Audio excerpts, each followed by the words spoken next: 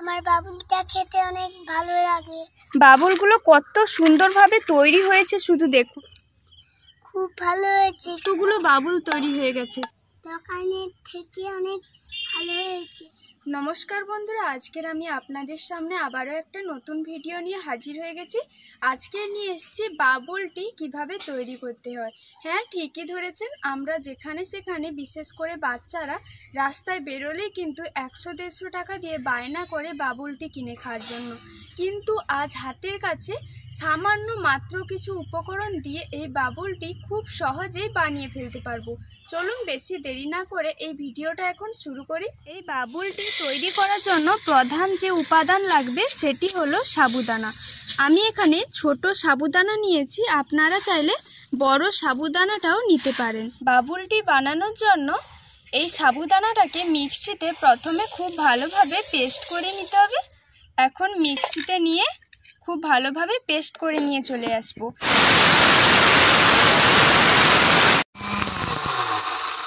কিছু সময় হাতে নিয়ে বারবার মিক্সিটাকে ঘুরিয়ে অফ করে সাবুদানাটাকে মিহিভাবে পেস্ট করে নিয়ে এসেছি।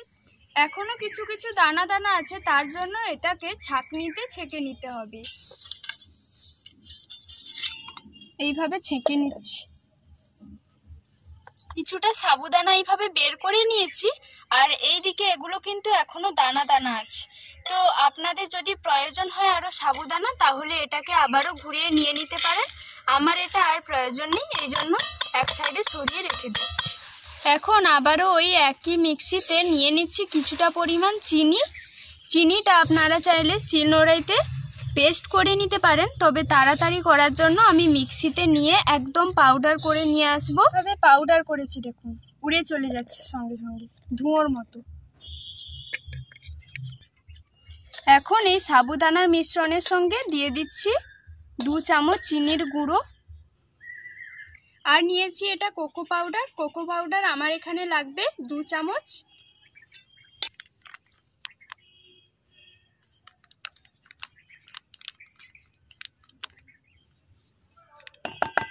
এদিকে এখন গ্যাসটা অন করে কড়াইটা বসিয়ে দেব।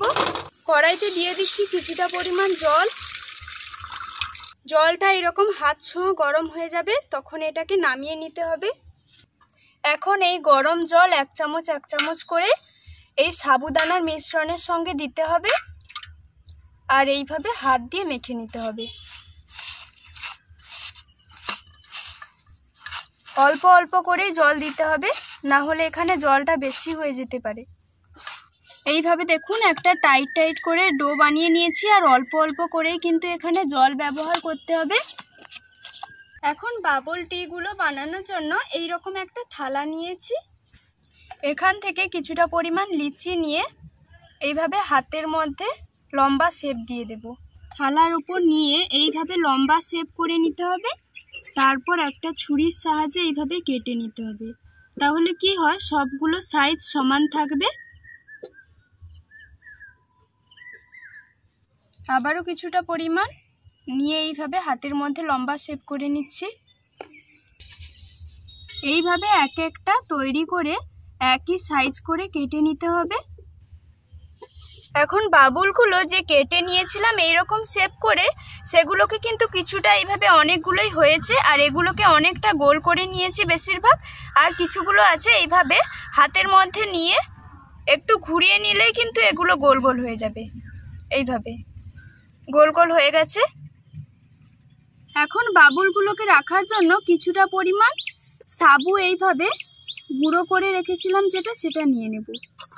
এইভাবে নিয়ে বাবুলগুলো এখান থেকে নিয়ে চারিদিকে ছড়িয়ে দেব, তাহলে কি হবে, একটা আর একটার গায়ে লেগে যাবে না। আর অনেকগুলোই কিন্তু বাবুল তৈরি হয়ে গেছে। উপর থেকে আবারও কিছুটা গুঁড়ো এইভাবে দিয়ে দিচ্ছি। বসিয়ে দেব। দিয়ে দিচ্ছি কিছুটা পরিমাণ জল। জলটা এইভাবে টকবক করে ফুটতে থাকলে এখানে সবগুলো বাবুল দিয়ে দিতে হবে। হালকা হাতে একটু নাড়াচাড়া করে নিচ্ছি। এগুলো কিন্তু জলে দেওয়ার পর আর কোনো ভয় থাকবে না ভেঙে যাওয়ার। 2 থেকে 3 মিনিট ফুটিয়ে নেওয়ার পর আঁচটা বন্ধ করে দিতে হবে আর বাবুলগুলো একদম কালো হয়ে যাবে। এখন আঁচ বন্ধ করে 3 মিনিট মতো রেস্টে রেখে দিতে হবে। আর যখন আপনারা এই বাবুলগুলো জলে দেবেন তখন দেখবেন বাবুলগুলো যে সাইজের ছিল তার থেকে কিছুটা পরিমাণ এগুলো বড় হয়ে যাবে। গ্যাস অন করে আবারও একটা কড়াই বসিয়ে দিয়েছি, দিয়ে দিচ্ছি বেশ কিছুটা পরিমাণ জল। যখনই দেখবেন জলটা হালকা গরম হয়ে গেছে তখন এখানে দিয়ে দিতে হবে আমুল দুধ।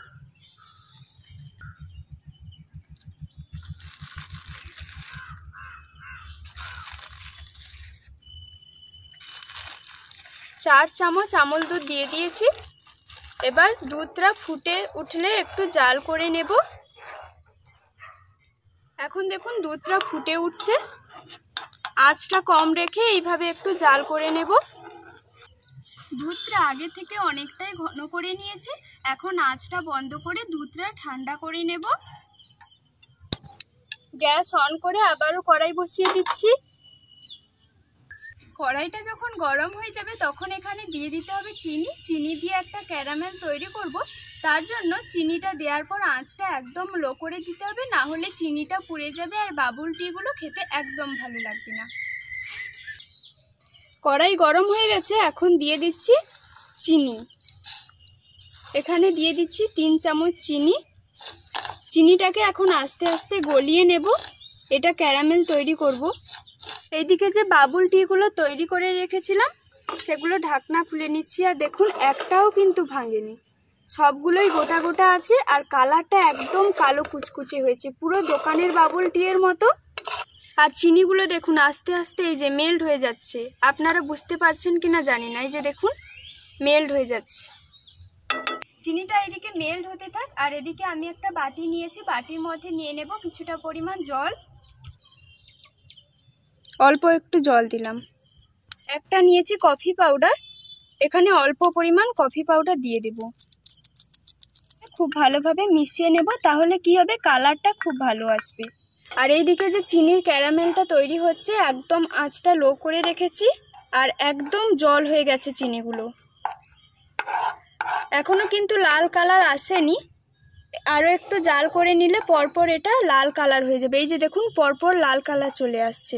এখন এটাকে আরেকটু জাল করে নেব, তার জন্য কফি পাউডারটা একটু দিয়ে দিচ্ছি, যেটা গুলিয়ে রেখেছিলাম। অল্প দিয়েছি, আরও কিছুটা রেখেছি।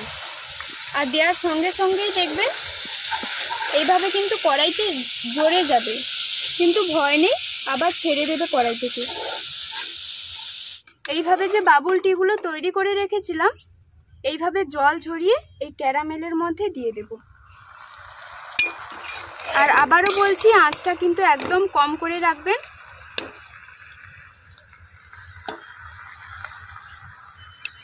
আর অনেকগুলোই কিন্তু বাবুল তৈরি হয়েছে, একটাও ভেঙে যায়নি এখানে।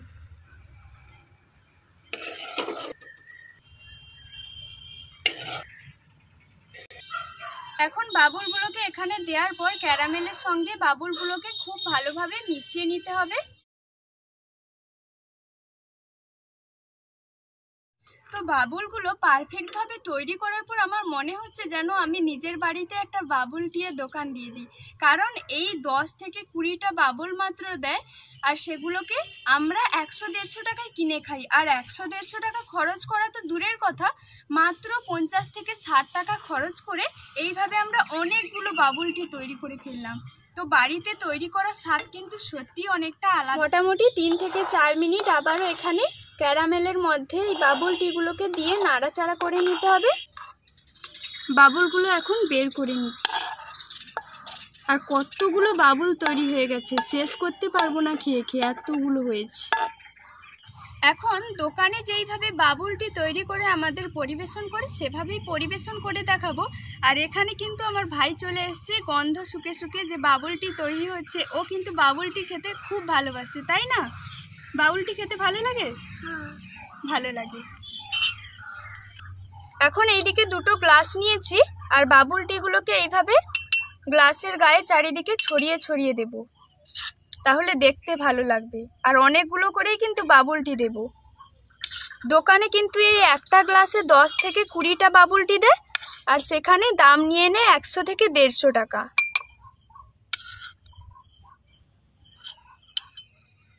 কিছুটা চিনির গুঁড়ো রেখে দিয়েছিলাম, চিনির গুঁড়োটাও চারিদিকে ছড়িয়ে এইভাবে দিয়ে দিচ্ছি। এইভাবেই কিন্তু দোকানে বাবুলটি পরিবেশন করে। এইদিকে নিয়েছি দুটো বাটি আইসক্রিম, আমাদের ফ্রিজে ছিল আর অনেকক্ষণ থেকে বের করে নিয়ে এসেছি, এই জন্য জল হয়ে গেছে। এখান থেকে কিছুটা আইসক্রিম নিয়ে নেব। চাইলে আপনারা আইসক্রিমটা স্কিপ করতে পারেন।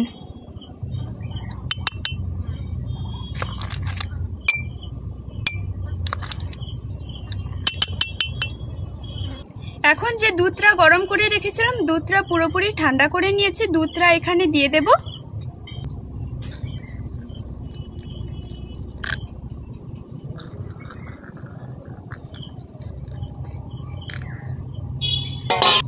একটু নাড়াচাড়া করে মিশিয়ে নেব।